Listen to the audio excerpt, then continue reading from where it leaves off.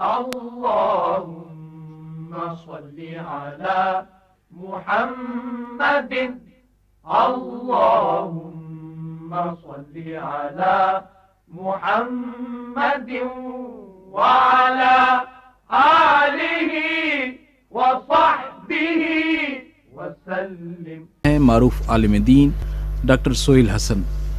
Doctor صاحب، محمد عمیر نے شورکوٹ ضلع جھنگ سے پوچھا ہے کہ بھینس یا گائے کو جو ہم انجیکشن لگا کر دودھ کی مقدار بڑھاتے ہیں یا بکروں کو فربا کرنے کے لیے، موٹا کرنے کے لیے انجیکشن لگاتے ہیں،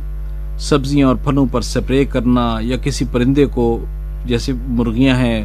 کو ادویات اور خوراک کے ذریعے جلدی بڑا کرنا، یہ کیسا ہے؟ اس میں کوئی شرعی عذر تو نہیں ہے؟ جی، بسم اللہ الرحمن الرحیم، الحمدللہ رب العالمین والصلاة والسلام علی سید المرسلین وعلی آلہ وصحبہ اجمعین. آپ نے جو بھی اس قسم کی تمام ترکیبیں یا طریقے لکھے ہیں تو وہ سب جو ہیں وہ دھوکہ دہی کی وارداتیں ہیں کہ انسان اس کے ذریعے سے دوسروں کو دھوکہ دیتا ہے. جیسے کہ جانور کو انجیکشن لگا دینا تاکہ اس کا دودھ زیادہ ہو جائے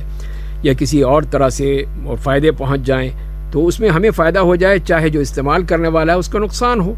اسی طرح اور جو لوگ کرتے ہیں آج کل سوشل میڈیا پہ اعلانات لگاتے ہیں اور پھر اس میں اپنی ریٹنگ بڑھانے کے لیے اور سبسکرائبر بڑھانے کے لیے طرح طرح کے ہیلے بہانے کرتے ہیں.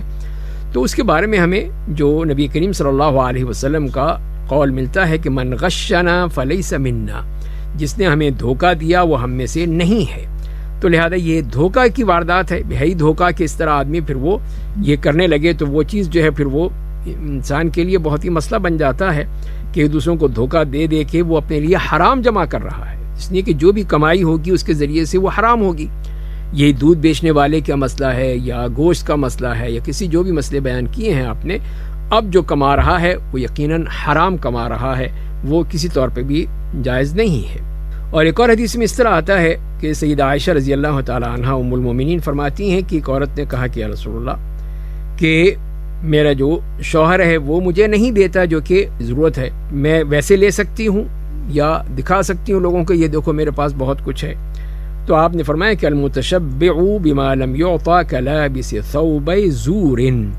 کہ وہ شخص جو چیز کو نہیں دی گئی اس کے ذریعے سے لوگوں کو یہ بتاتا ہے تو جیسے کہ اس نے دو جھوٹ کے لباس پہنے ہوئے ہیں. تو یہ ہے، اس کو جھوٹ کہا گیا ہے کہ یہ بہت ہی غلط بات ہے کہ انسان وہ چیز جو اس کے ہے ہی نہیں، اصل چیز تو وہی ہے جو اس کو ملنی ہے وہ تو ملے گی،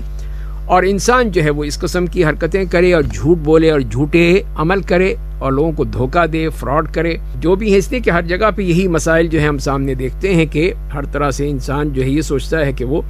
پیسہ کما لے اور طرح طرح کی جو بھی اس کو چیزیں مل جائیں وہ کما لے، لیکن وہ یہ بھول جاتا ہے کہ اللہ تعالیٰ دیکھ رہا ہے اور اللہ تعالیٰ اس کی ہر بات کو نوٹ کر رہا ہے، ہر چیز وہاں پہ لکھی جا رہی ہے.